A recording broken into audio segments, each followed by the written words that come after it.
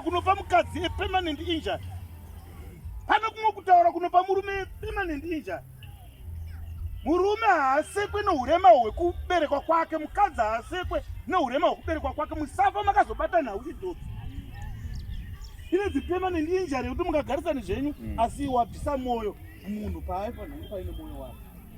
Ipezei vaposto. Kumaro. Saka inini nababa Efuremu nomukono wedu we2000 rands dzisiri dzokuti vanofanira kupiwa iri cash asi vanofanira kuenda kuhotera hani munhu.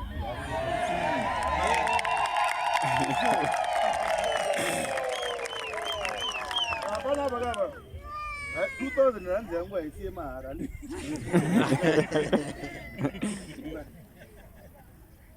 Mbona ndakutara ndisiye.